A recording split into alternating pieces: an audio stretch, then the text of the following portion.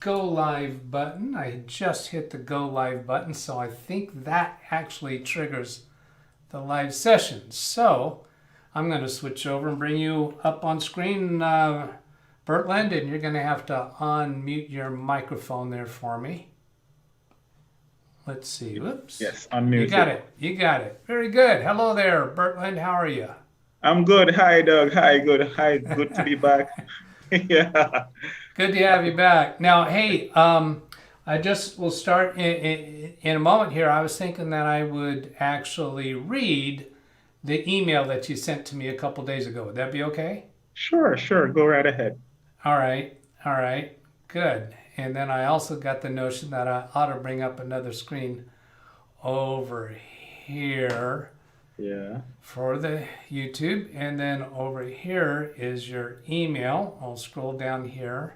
Yes. This looks good. Looks good. So I'm going to punch a button over here. And I also think I'm going to have to do another adjustment to our video image here to bring you up on this screen. Yeah, there's that. And then Yes. bring this one away. All depends upon what I'm doing on any particular video. So then this can move down to here. So what you sent to me, on Wednesday this week. Sorry for the late reply.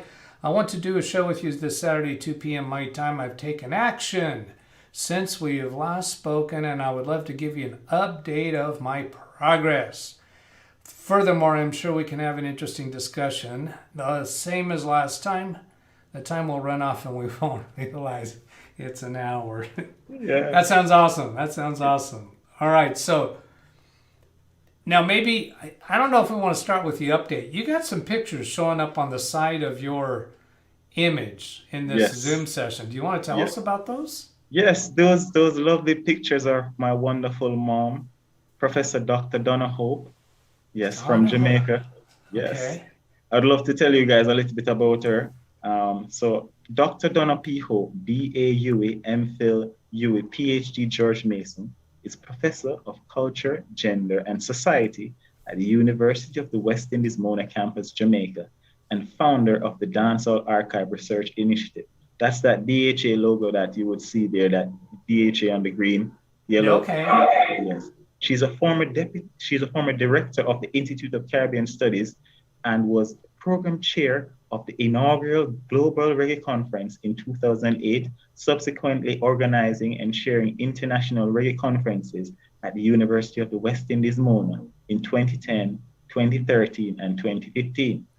Over the last 2 decades, her research and analysis on popular culture, gender, culture, and music has resulted in over 40 publications, including 4 books, In the Dancehall, Popular Culture, and The Politics of Identity in Jamaica, 2006, Man Vibes, Masculinities in the Jamaican Dancehall, 2010, International Reggae, Current and Future Trends in Jamaica Popular Music, 2013, and Reggae from Yard, Traditional Emerging Themes in Jamaican Popular Music, 2015. A passionate advocate and sought-after speaker, Professor Ho has engaged in multiple academic and popular discussions on gender, politics, Caribbean popular culture, creative industries, and music in the print and electronic media in the US, UK, Europe, Latin and South America, and the Caribbean. Professor Hope's key areas of research include popular culture and music, dancehall culture, youth development, Black masculinities, Black popular culture, culture/creative industries, media and communications, gender, identity, and power. During her 2017 to 2018 research fellowship with the University of the West Indies, she examined the global spread of Jamaican popular culture in Europe, Latin and South America, and related spaces, and analyzed the creation of global identity spaces under the title Dancehall Scattered Children. She is currently finalizing the manuscript for this work. Her 5th book, Reggae Stories, Jamaican musical legends and cultural legacies, is forthcoming in 2018, and that book is already here. And she has a 6th book, which is called Chicken Back Gravy, Life Lessons from My Journey, which is a motivational book. That's that pretty purple book there. So Professor Hope continues to work with creators of Jamaican popular culture in in particular, dancehall culture, and sees the Dancehall Archive and Research Initiative as a critical step forward in recognizing the contribution of creators from Jamaica's most marginalized spaces to the narratives of life and the legacies of culture and popular music globally. Thank you.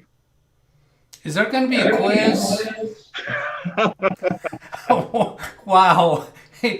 You must have spent a long time memorizing all of that. I read it. That You was read something it. I read. That was something I read out. Something you read. Yeah, I couldn't. You remember can't all of recite that? No, that's a lot. That's a lot of reciting right there. That's Oh a my lot of reciting. gosh. Yeah. That was just incredible. Yeah. So I mommy is yeah. She's a lot. She's a lot. She's a passionate lady about her work, and so I just wanted to highlight some of her books while I was here for the archive, for prosperity. Okay. Okay. You got it in the record. So, how about we move on to you? Okay, great. So, hi everyone, I'm Bertland from Guard Tactic. Last week we had a session with DougBetts where we spoke about mentoring, and we spoke about a few things, and mainly we spoke about how I would be finding my target audience, and have some updates for you guys about some stuff that I've been doing over the past week. And I just want to start off by saying thank you, Doug, for having me on the show. I really appreciate it. And how are you doing, Doug? I'm good. I'm good. I've had a good week. I've had a busy week. I've made some progress on those Tracy computer experiment videos, Yes. and I've got things that I know that you guys don't know yet about that. So we'll see where that goes. So I really good week. enjoyed watching you doing the Tracy series. All right. Well, there's more to come. Mhm.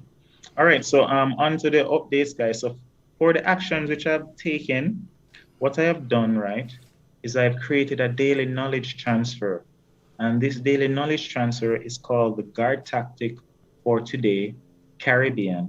And I've even given it an edition period. So you have the April edition, you're going to have the May edition. And what I do in the Guard Tactic today, Doug, is basically I post little information about technology. So what I'm gonna do is I'm going to just switch my screen. You're going to see, I'm just going to put a picture up on my screen, and you'll see one of the images that I would do on a daily basis. I'm just going to find it right now. Sorry, I never heard this. Desktop, Bertland. But yeah, so I basically using this as a knowledge transfer. And what I do is I basically use this to get the word out about Guard Tactic in a very nice way. So this one here, I'm putting one up. So as you can see this one here, guys, I cover my face, but this would be an example of what I would share with my followers, my following. So it would have like definition and the use of a MICR, and it would tell you what it is, and it would give you a use of it. And I have different, I'm not doing use and definition every day. I do more than one thing. So I have different things that I do. This is for the 9th, which would have been yesterday. I'm sorry, yesterday. So I have the one for the 10th, which is today. I did one today. And the one for today is this one. Sorry, guys, that's the 8th. And my apologies. The one for today is this one. Sorry. This one. Right. So the one for today is this one, where I spoke about industry's computer have changed procedures, and I spoke about the car manufacturing industry, and I spoke about that cars are being assembled by computer controlled robots instead of manual labor, producing better quality output. And that basically for me is how I would get out the Guard Tactic, get the word out about Guard Tactic. And then what I do is I have, so I share it. I've created a LinkedIn page on LinkedIn, and was watching a video on, I can't remember the name of the channel, but they spoke about the application. They call it Duck Soup. So it's an automation application for LinkedIn. And what I use it to do is I use it to visit profiles. So I created a business page on LinkedIn, and I use that to share the guard tactic today as a image post on LinkedIn. And then what I do is I would, for example, somebody would, I want to connect with persons, for example, in Jam Pro, let's say, because I use Jam Pro, Jamaica producers. So I'd go there, find somebody I know, look at their connections, and then go to the second ones and connect to about 50 of them. And then I'd let that stay. And then in the mornings when I wake up, I'd run Duck Soup and let Duck Soup go and just visit the profiles. So just go visit the profiles. I wouldn't do anything except just go and visit the profiles so that they could get a notification that visit, plus I send them a connection request. And then that would allow persons to basically is like 2 times a notifying them, so they feel better than having, it's not like a robot trying to get to you. I don't want it to be even though it's a robot, but it's not just getting a connection request only. Actually, like I go to the profile and I scroll on the profile and look, so it actually sends them a notification that this person has checked out your profile. And so far, I've gone to one follower, because I'm one of the followers, but another person had followed the LinkedIn page, the business page. And so far, and persons are resharing my post on LinkedIn. So it's good. I also have created a Facebook page. And the Facebook page is really the bread and butter of this thing. The LinkedIn page is more like a official resume for the business, but the Facebook page, as I'm following Doug's advice, and I really believe this is true, is where I'd find more of my audience on Facebook, and I could target them. So what I plan to do is I plan to run ads on Facebook using the content I generate for LinkedIn, and I'll speak more about that later. And then I also share on my personal Instagram page the same post that I would share on Facebook. What I do, I take a screenshot of the LinkedIn post and I would share it on Facebook. So I do that every day. I've been doing that from the 6th of April. So far, I have a few days under my belt, and it's been going fine. On Instagram, I've also been getting likes on the post, and persons have been interacting with the post, and I have persons asking me what is guard tactics. So I think it's having an impact. And I also have a Google website. Okay. Whoa. Let me stop you there. You've obviously been going after all the social media stuff and all these different places, and you've been giving us a rundown about the marketing that you've been working on. Let's back up 3.5 steps. Yes. And do you know the term elevator speech?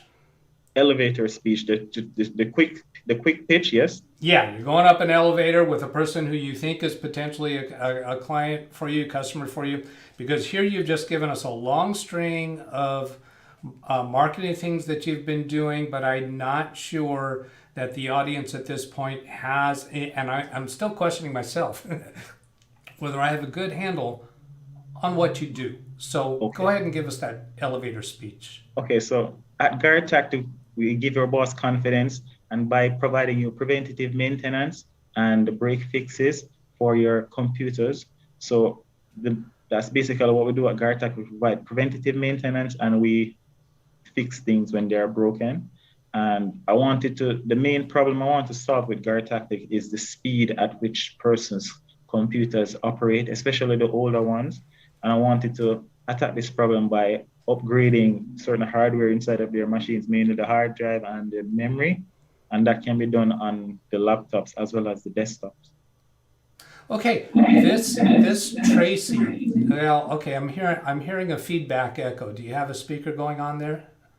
No, everything is muted. Oh, okay, it's okay now. It was there shortly. All right, let's continue. I don't hear it now. So this Tracy series is a really good example. I hear a lot of people talking about fixing computers that are slow by putting parts in. Sometimes that's the right fix, but not always.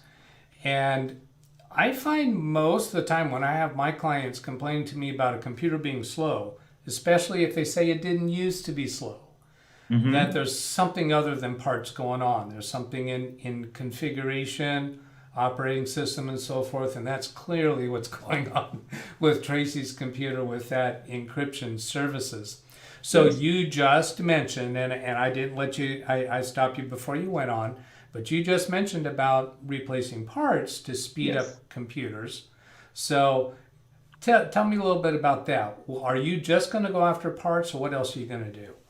Well, so what I can do is I can also de-bloat the computers. So the computers would come with a lot of bloatware on it that would definitely slow down the machines. And I can also what I can do is for the persons, I can give them peace of mind by taking an image backup of their computer.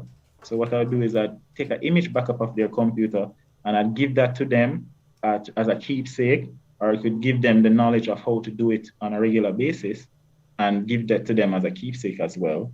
And then that would allow them to have peace of mind knowing that they could always return to that time when their machine was without bloatware. And then also I could give them the knowledge of how they could create a backup when it is perfect for them, like when they have all the tools installed and they want it just, and they can save that. And then they would have peace of mind knowing that at any point in time, if it's moving slow, they could just restore that backup once they have their programs on a different, well, the programs could be on a different drive. That would be perfect. The programs on a different drive, always on a different drive. You create a backup when you install the programs and you store that and then you access your applications. Yes. Oh, Okay. that's good. Well, there's a lot of there's some kind of a noise coming on when I first speak. I guess maybe I need to not first speak. So if I just keep silent the rest of the time, we won't have that problem. um, You can't keep silent. but I don't, you I made don't want you to reference. keep silent. I don't know what it was. It sounded like a lion roaring in the background. You'll hear it when you play the video back. But Okay. anyway, it like in regards to backup and putting data on separate drives. Putting a data on separate drives is something we used to do way back in the days of DOS or the earlier days of Windows when programs weren't quite so dependent on being installed into the operating system. So if you put programs on a separate drive, you're still going to have to reinstall them most likely anyway.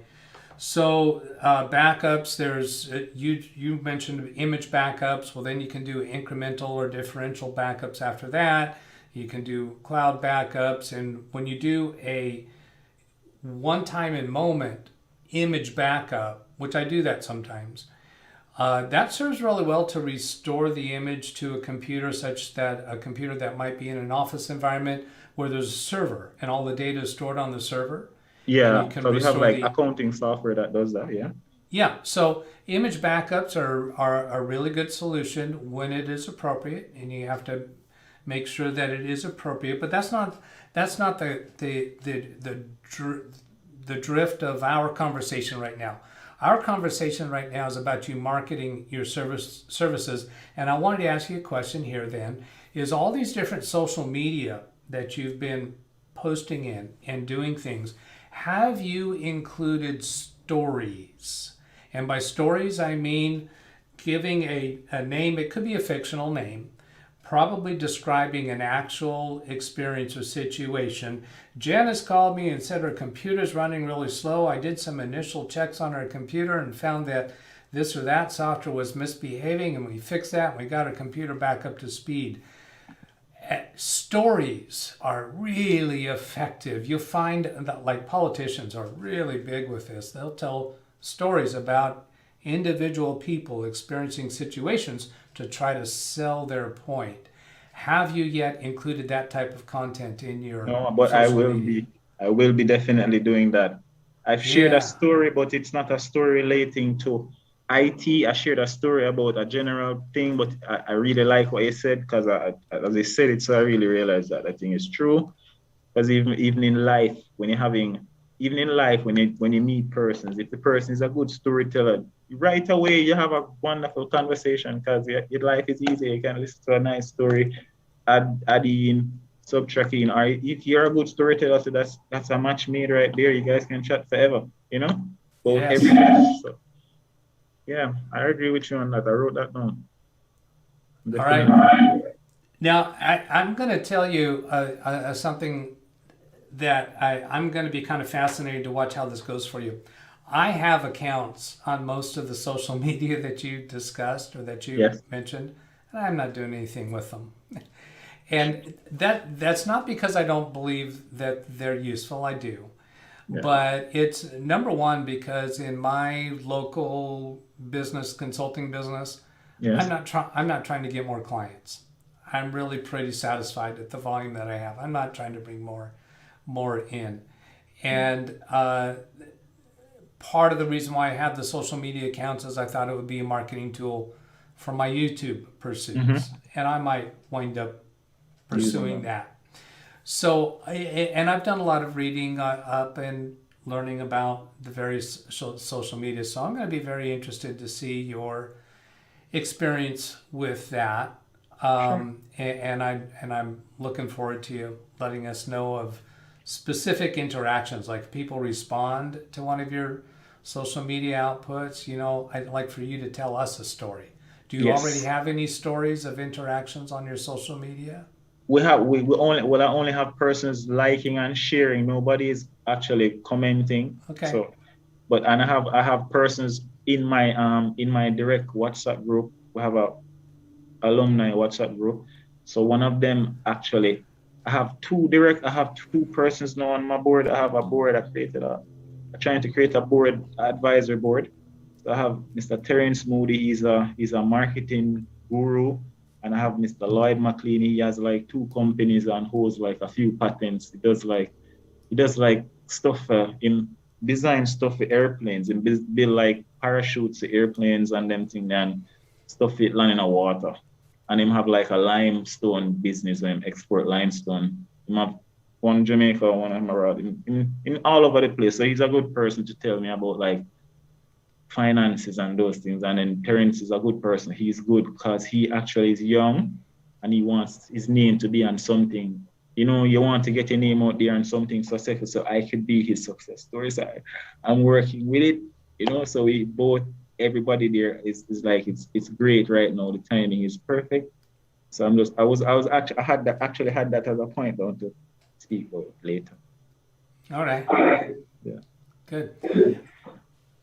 Another piece that I'll put out as an observation in my studies is there is a plethora of business people, businesses, influencers who will put a lot of effort into providing instructional materials, informational materials to help you succeed.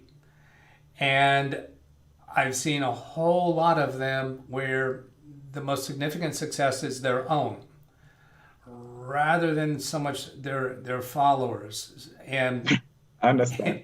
yeah, and the point I want to make there is not to discredit them, but to put more attention and focus on you spending time working on your business and really moderate the amount of time that you spend in trying to gain education from others, because sometimes a person that's trying to start a new business or a new venture or a YouTube channel, whatever it might be, they just Want to learn everything? overconsume instructional materials, and they're not putting enough time into actually doing the work. And actually doing the work towards your business can be dull, boring, monotonous, and hard to make yourself do. It's a whole lot easier to sit and watch some instructional material Mm-hmm.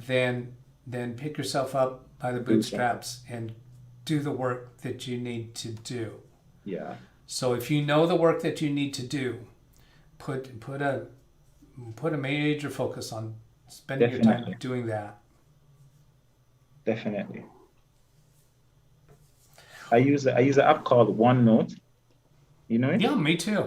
Yeah, That's my main information That's mine. I'm in it right organization. now. Yeah, and let me make a point about this. I'm in the computer support business. You're in the computer support business. There are a lot of other tools for a person to help a person manage the computers that they administer and the clients that they administer. And I've stayed away from them, and I don't think they're a good choice because for me and for the structure of my business, because I could easily spend so much time in maintaining that Cool. software and entering data, and Interest. it's a piece of software that my expertise in that computer consultant oriented software, gaining expertise in that doesn't help me advise my clients because they don't have that software. But as I gain more expertise in OneNote, which my clients could use, may be using, then that is a more valuable transition. You have to organize yourself within OneNote. OneNote doesn't have a preconceived notion of how to organize the data that you would use for managing computers and managing your clients. So you got to figure out, what am I going to put in the different files within OneNote and the different tabs and the different cross tabs or down tabs, and how am I going to structure the information in the page? How am I going to title them so that I can find myself quickly and easily Mm-hmm. to any client's computer that I need to get to? So you have to do that organization. It's not done for you. That is true. That is true. So I opted to go that way because I know that when I have to force my way of doing things into somebody else's boxes, Mm-hmm. a software that's designed for a computer technician, I have to fit my life within their way of doing things. And I'm just a little too independent for that. So could you like, let's say for example, you're trying to teach your client how to organize with OneNote, and they are used to using paper diary, paper diary. So you would suggest to them that, well, you could always get a Surface or a touch screen to work with the one, or how would you go about that? Well, there was a time back in my early days that Yeah. I carried a legal pad around with me, and I made notes of what I was doing at client offices. Well, we didn't. There you go. You got it. We we didn't have remote devices that we could carry around with us. Yeah. That's when I was working for a company, a computer consulting company, before I opened my own business. When I opened my own business, I bought, at that point, it was a HP. It wasn't a Palm Pilot, but it was HP's version. It was like a calculator on steroids. Had a full screen and a keyboard. Yeah. But that was back in the days of DOS. Yeah. And there was no connection to the internet. I could connect that through a serial port to a computer Yes. and transfer Transfer data data. to a computer. But anyway, yeah, if I were to be discussing this with a client, how to organize their data within OneNote, it would be involved around what is the data that you need to organize or the work that you do. Now, I have not actually done that with any clients. I don't actually have any clients using OneNote in any substantial way for organizing their business because, for instance, lawyer's office, they're going to Mm-hmm. use law office software. CPA's office, they're going to use software designed for CPAs. So what it would take for me to come across somebody that needs my guidance for organizing their business in OneNote, it would be a single person operation. Now, for a computer consulting company that has multiple technicians, I Yes. don't think OneNote's the way to go. No. They ought to be using a A software help that's desk. designed for that, and their technicians just have to live with fitting within those that pre-designed format. I understand. I understand that. Yeah, I agree with that's that. but a person working alone, I find I like the freedom of being able to organize the way that I want to, and I think I'm a lot more efficient that way. I like how Doug, I like how you answer that question. And even you even asked two key questions. What is the data or what Yeah, work? You know, those key questions. I like it right there. CPA okay. is what is a CPA? Certified public accountant.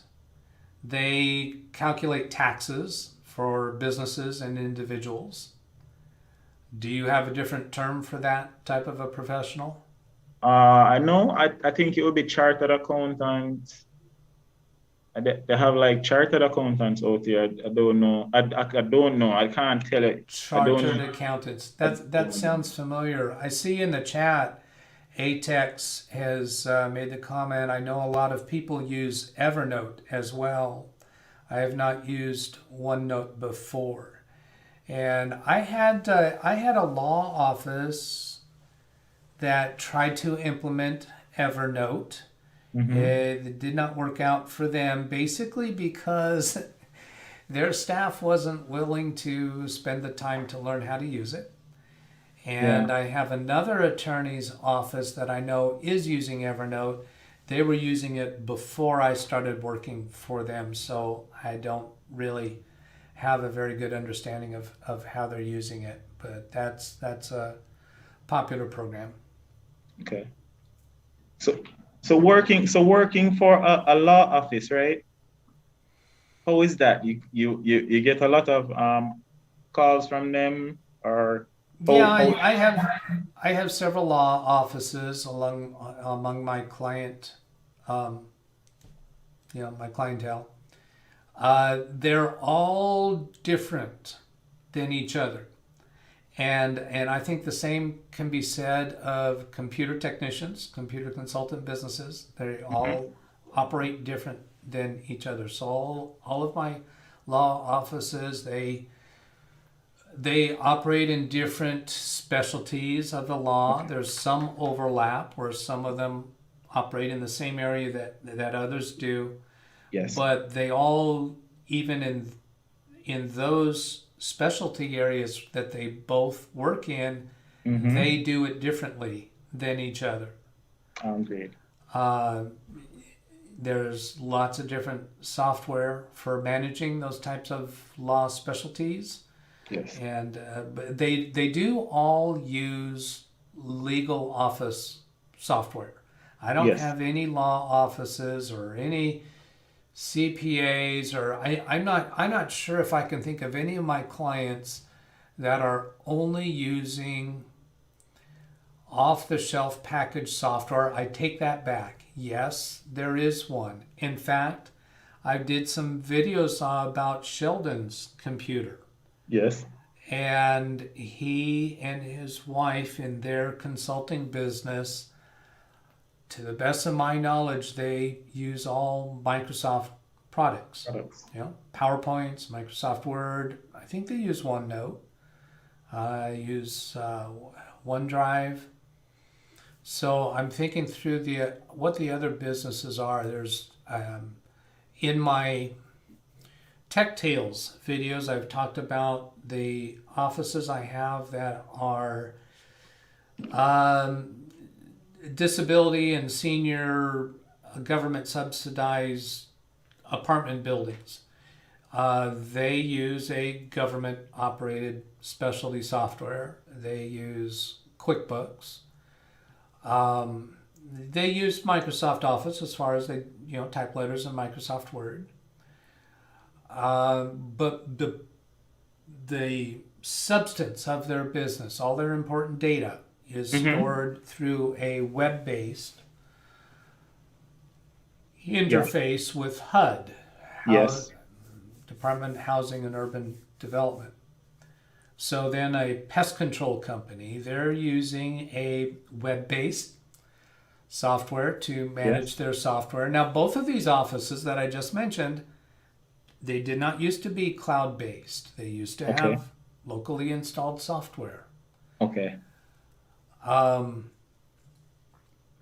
let's see, I've mentioned a chiropractor's office, well, Tracy's computers in a chiropractor's office. So they use a chiropractic specific software. It's not web-based. It's still server-based in their office. Mm-hmm. They have Microsoft Office, but I don't think they do a whole lot with it. Most everything is in that Software. software. They also use QuickBooks and Quicken. Yeah. Um, So most of your business would have most of them would have a custom software that they use and an accounting package. if they're in any kind of an industry business and they have more than one person Mm-hmm. working their business, Yeah. then yeah, they would have The specialty accounting. software for their industry. That's just so Okay. commonplace these days. Okay. So you would well, you said a lot. You said a lot. You said a lot. You said a lot there, right there, Doug. You know, you said a lot. CPA law of a single person operation, disability and subsidized chiropractor. And he said software and tech tales. You said a lot right there, Doug. I just wanted to ask you though, um, when you're doing these businesses, right? The first thing you do is you set them up with like a domain, you give them a domain server, you give them a firewall, or you set up their network for them, or do you actually do you get the business from it? Do you adopt the business from someone else? Are you the first person to go in and you go and you give them the server, you buy the computer them, you give them the office, you buy the office, give them, you get the custom software for them, and you put it on them. You basically roll out the office for them and hand it to them, or you adopt the network and start to manage it from somebody else. What you just described right there, I have never done. Okay, so you be I've never been the whole package for somebody starting a brand new business.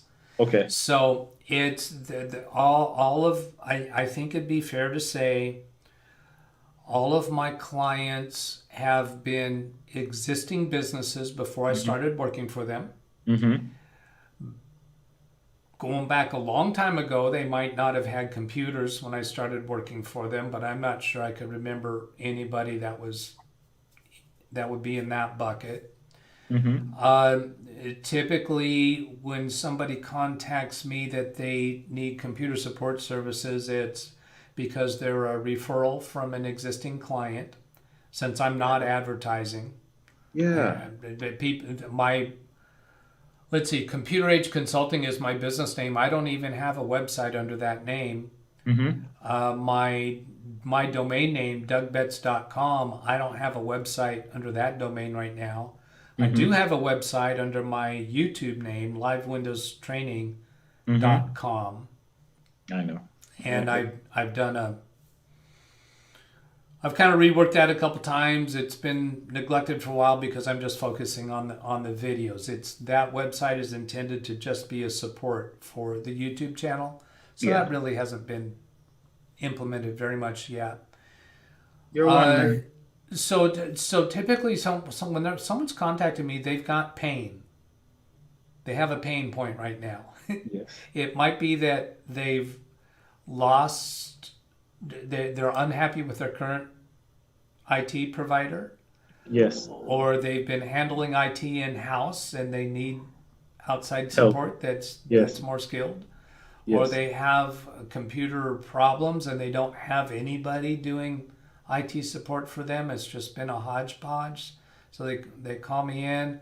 Or I'll have a client who has one of their clients who has a particular specialty need that their IT support cannot do. Yeah. For instance, I had a CPA client that one of their clients needed a way to automate the process of a high volume of bank deposits getting entered into their QuickBooks. They had 2 days a year where they would get hundreds of deposits from government accounts into their bank account, and they all had to be entered by hand into QuickBooks, and they had 3 staff people working 3 or 4 hours on each of those 2 days a month to enter all that data. Wow. So my CPA client knew a little bit about my past, things that I've done for him in the past. And he asked me if I could maybe come up with some way of automating that. So I did. I came up with a way to download the PDF files from the bank, parse the information out of the PDF files, automate them into a spreadsheet, another software that drags the information out of that spreadsheet and drops it into QuickBooks, so that then instead of multiple hours for multiple people twice a month, what they do is they have 2 different people that are responsible for 2 divisions. They're identified by city names, Fresno and Bakersfield. So one person for Fresno, for the Fresno side, she clicks a button, does a couple clicks, and in about 3, 4, 5 minutes, the whole process is done. And all the data is in QuickBooks, and they're ready to rock and roll. Rock and roll. Big up yourself, Doug. Yeah, so that's a very unusual kind of project. Now that office that I did that project for, they still have their IT support that manages their servers and their workstations. I don't do that.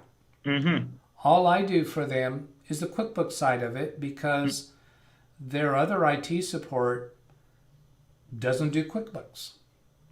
I understand, and that left space for you. I mean, he's happy, you're happy, we're happy, they're happy. Yeah. Well said, Doug. Well said. So I like that. Pain points, loss, or unhappy in-house and need more skilled or computer problems, and no one doing ICT support, or for them, special need that IT support, local in-house IT support cannot do, and automate batch process. Yeah, man, you said a lot right there. Now, let me tell you another piece that I probably went out over my competition, if we were ever actually in competition. And I'm not advertising for new clients, so do I really have competition? But if my clients were to decide to go look to see who else is available to replace me, I'm pretty sure what they're going to find is first that their higher hourly rate for technicians who have less experience than me. They have a service level agreement that says when you call them for support, they promise to get back to you within 2 to 4 hours, or some kind of a time frame. Not immediate. Pardon?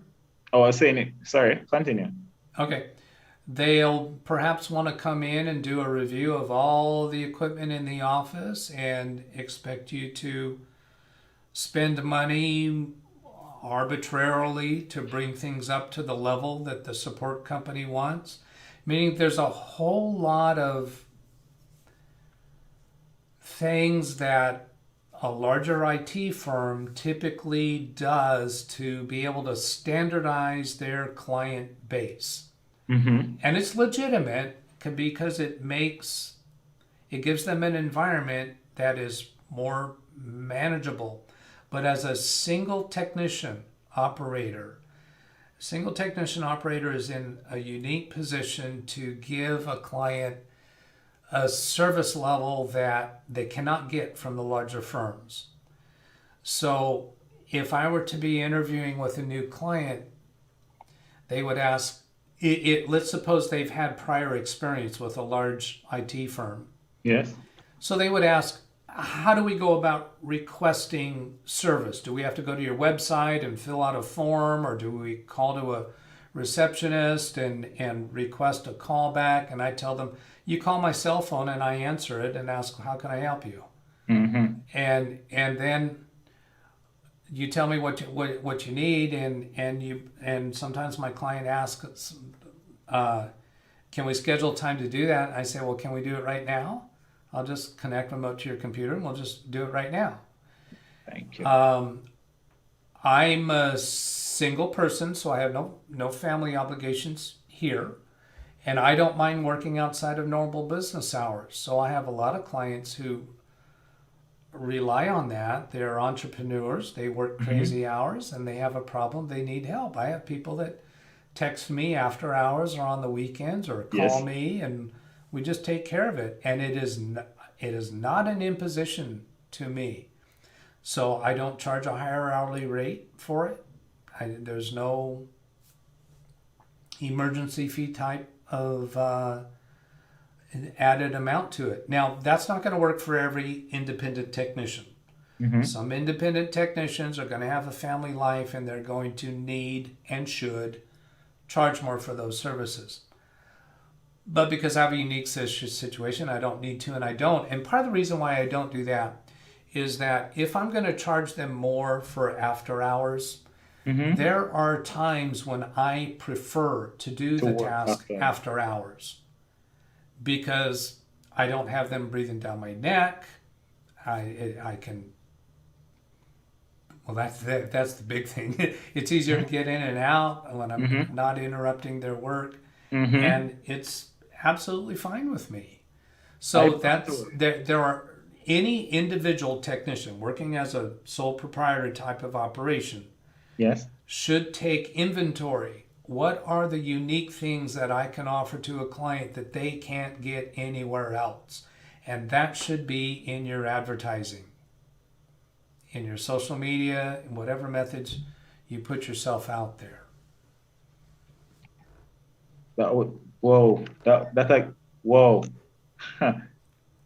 Take inventory of the unique things you can offer to your client. Unique things you can offer. Take inventory of the unique things you can offer that they can't get from other service providers, and be sure you're making a big deal of that in your advertising, because they can't get that elsewhere. We're not going to tie them down to no high hourly rate. We're not going to tie them down to no standardization. We will not tie them down to a 2-hour wait time when they need support. We are not going to tie them down to a specific time to assist them. Once you call me and you have a problem, I will be fixing it, your problem right now. Yeah, if those are things that you can offer, then yeah. Now, I'll back up to one point there. You said not tying them down to an hourly rate. I do have a specific hourly rate, and it's the same for everybody.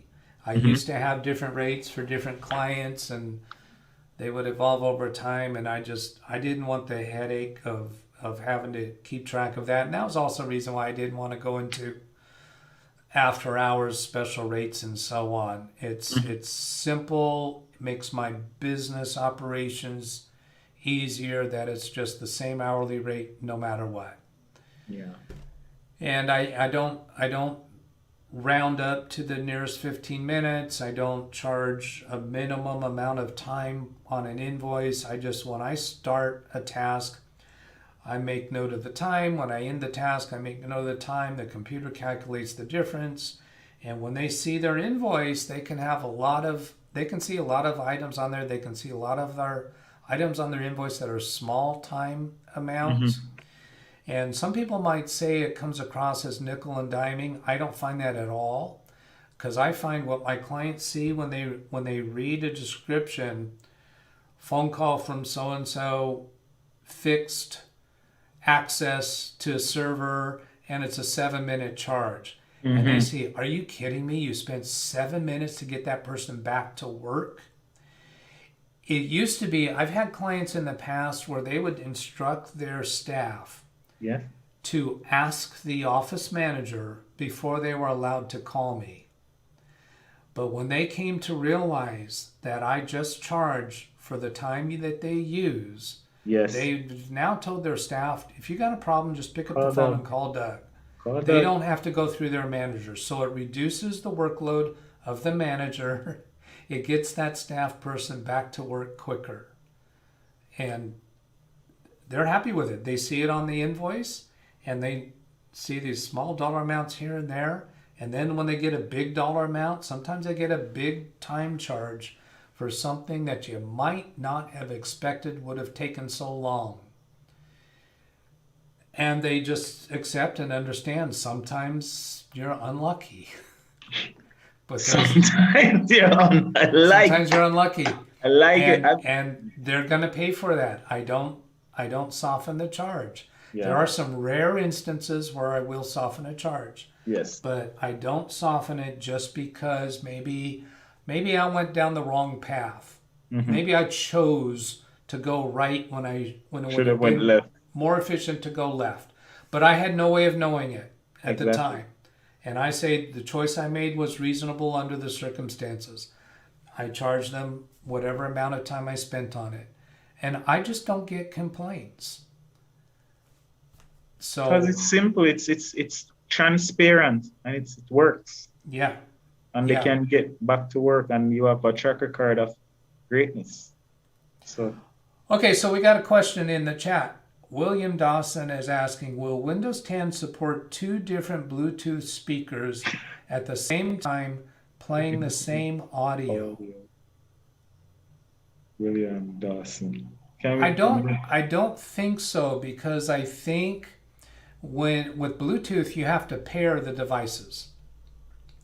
So you have to pair, the computer recognizes that particular Bluetooth device, and that particular Bluetooth device recognizes that computer.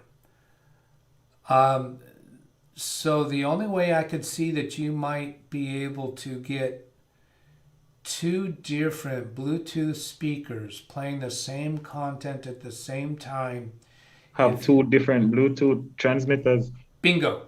2 different Bluetooth transceivers. I have no idea if it'll work. So, William, that's a long way to say. Yeah. I don't know.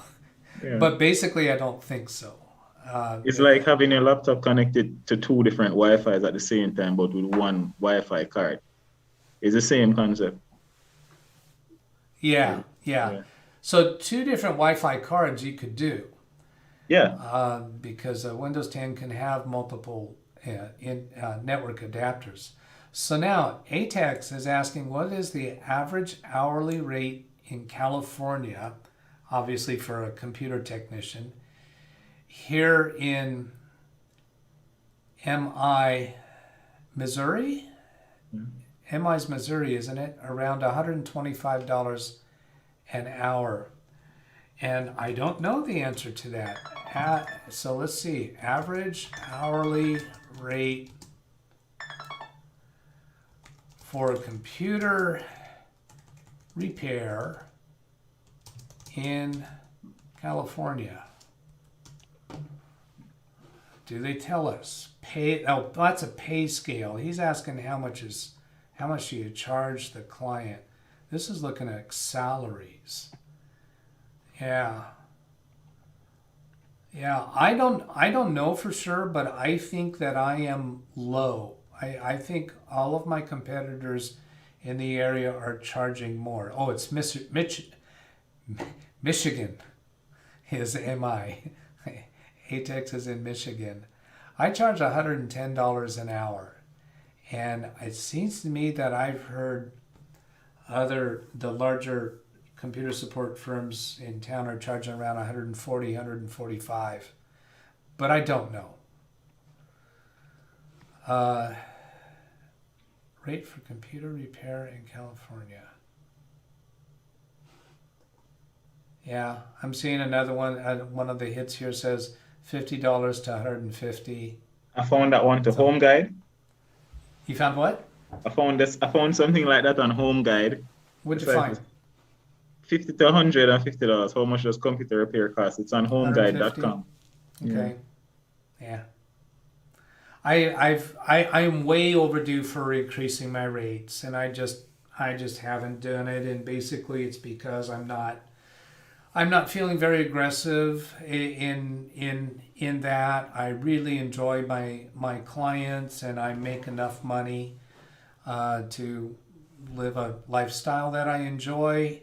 Yeah. And I know I have used this technique very seldom. It's been very seldom that I have needed to, but I have had occasions where a client gets very difficult to deal with, and I'll say, hey, go find someone else. And basically I fire them. And recently, a few months ago, a client that I basically fired a few years ago came back and asked if they could restore. Have their job back. They could, yeah, if we could work together again. And I am working with them, and it seems to be going fine. And I think they found that it was difficult to find Your level of yeah, my you know, hey, I'm 30 years doing this, and they pay less for me than they pay for a recent college grad. that that barely knows Anything. what much to do, and I do find it the case that a recent college graduate who comes out with a degree in IT does not really understand that that is simply a ticket to start learning how to service computers. Thank you. They really don't know much yet. Yeah. I want them to get an experience I just want them to get an experience where one of their time servers, like one of them domain controllers, the time off, and it showed them whole DNS, and them have an Active Directory inside, plus them are in local shares, and people are get it by group policy. I just want to have that come in one day, and then them can decide, And that's not a hard thing to solve, but to figure out, so you just need to update the time then. Might take you a while. Yeah.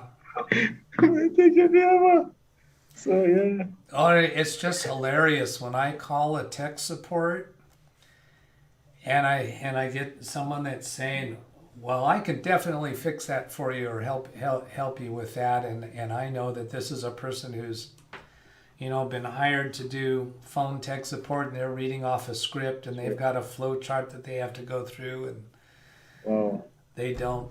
I came across one recently that it became clear that she did not understand the significance of a file that has an extension of exe. That's not a data file, that's a program file. Yeah, that's an important file. That file right there, yeah. Wow. So yeah. I mean, Doug, I tell you, you have you're Mr. Charismatic, man. $110 per hour. I was going to ask you, but I'm glad you said it. I have 85 on mine. And yeah, so I'll keep it at 85. Oh, $85? Oh yeah. Yeah. When I started my business back in 1992, I was $75 an hour. Yeah. And then a couple years later, I went to $95 for new clients and kept the old clients at $75. And then I think it was, 5 or 6 years later, I just said, this is silly. I just jumped straight to $110 for everybody. And gosh, I'm scared to think how far back that is. More than a decade that I've been at 110. Clearly more than that, which is, I don't know, probably I'm in some circles I'm immoral to keep my rates at that level for so long. I don't. What they're saying is that you're not playing ball with the cohort, so you're making it low, like you're low balling the price that we want to set for the standard charge for IT, so they can't really keep skyrocketing the price. One of the factors I remember that got me to go to 110 is I had quoted a new client $95, and I think they said, no, we can't do that. You're going to have to be at least $125 an hour. Mm-hmm. And it's because they were in a large institutional environment. Okay. And they can't get someone that's charging that. They have to be within a certain range. They have budgets, and and it would have been a problem if they submitted a bill to their superiors Yeah. of $95 an hour or 75, whatever it was I was doing at that time. They needed a larger. It was a government institution. Go figure. Yeah. Well, it's a good thing because guess what? You probably need one more of those right now. So 150, It was funny. 155. It was funny. So guess what? What? I just saw the clock turn over past an hour. There it happened again. I tell you, Doug, it's great just hanging out with you. It's great because I look at my phone, it's 3:01, and I have this is the fourth time I'm going to hear the 15-minute alarm. So it have 1 minute and 15 seconds to go until the 15-minute alarm, and I heard it 3 times. This is the fourth time, so I was like, it really fly off quick and like in the blink of an eye. And I really, really thank you for all of the knowledge. Like you gave me a lot of knowledge here, which I'm going to put into practice, and also the stories, which will include the unique things that I can. Well, right.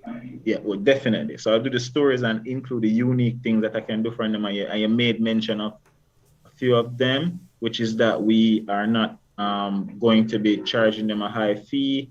We are not going to be charging. We're going to be charging a standard fee. We're not going to be having them to have a process to get to us. You just call us when you need support, and we are there to work on your problem. And we can start working in a problem right now. We don't have to be a problem that if you need it to work on now. If I'm free right now, you call me right now.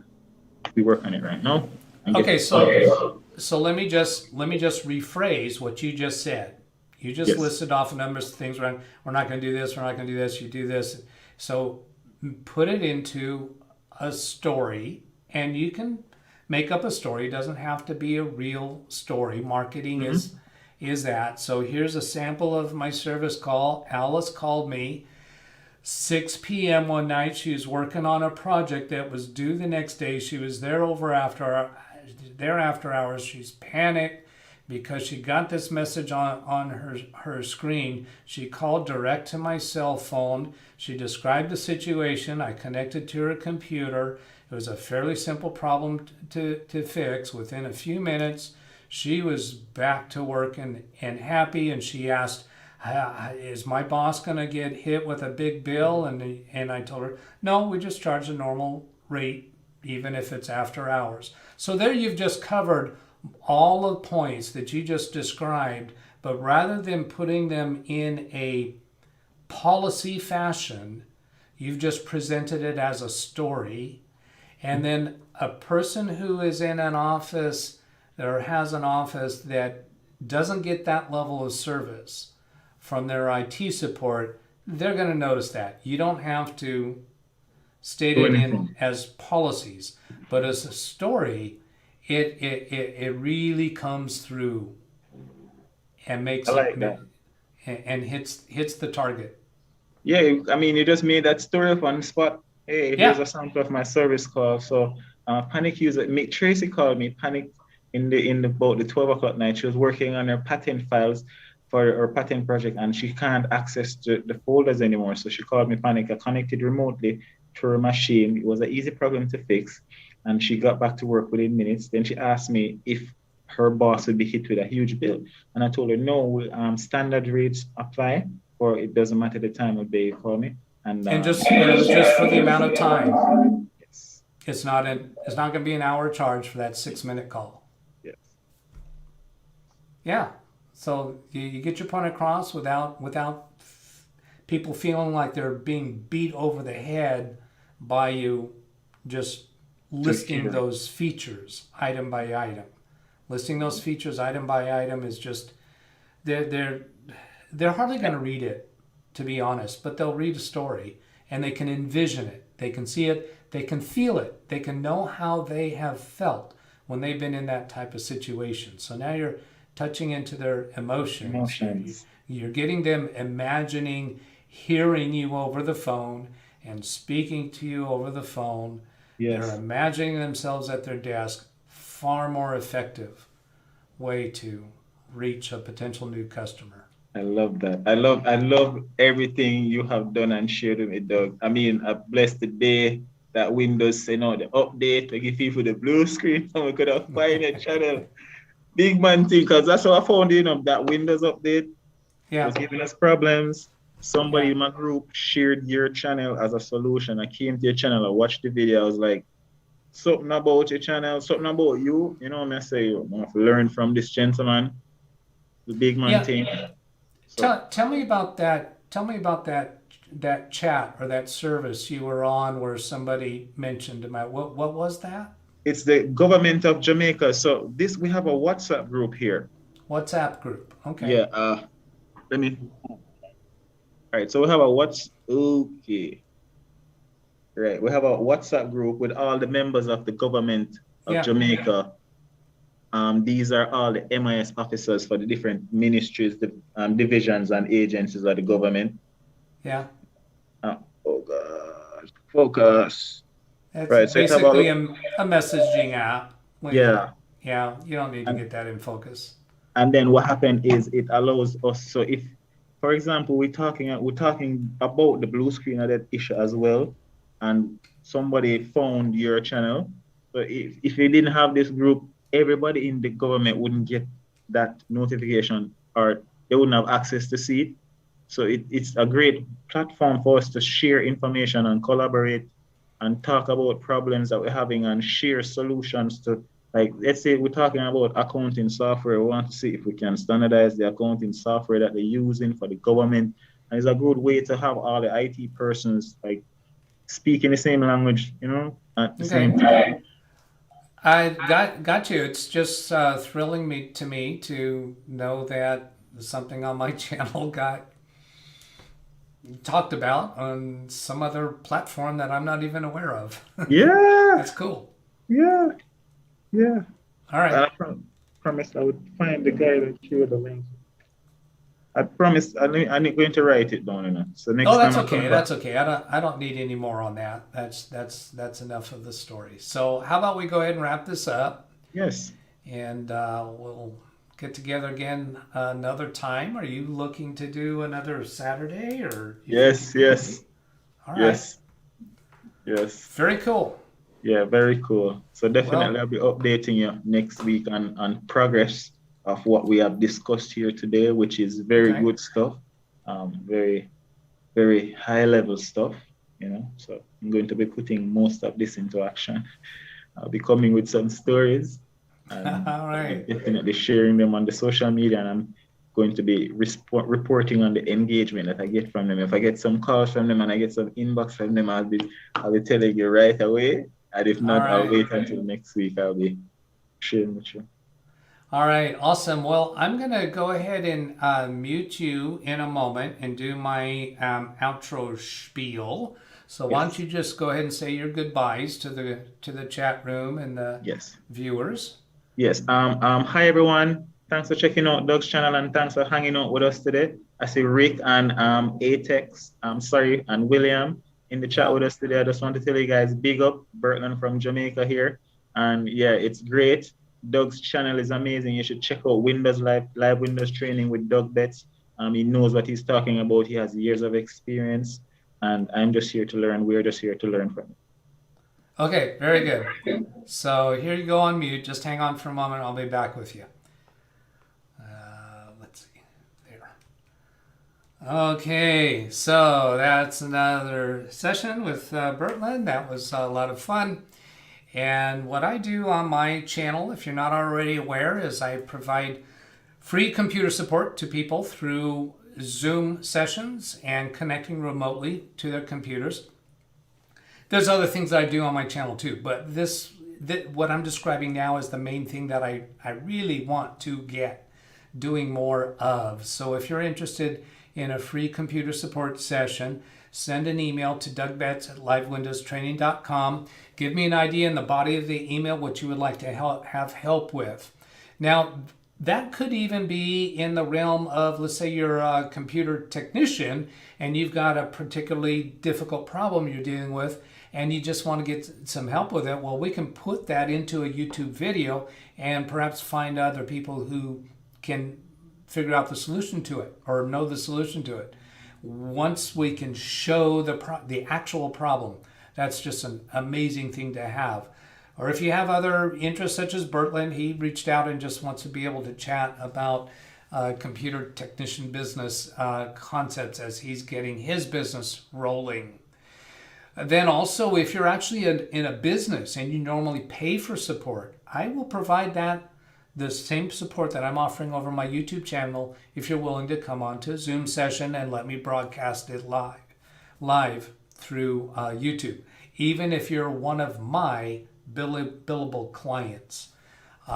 That's how much I want to make this venture succeed. So I hope that's been useful to you. Have a great day. Catch you later. Goodbye.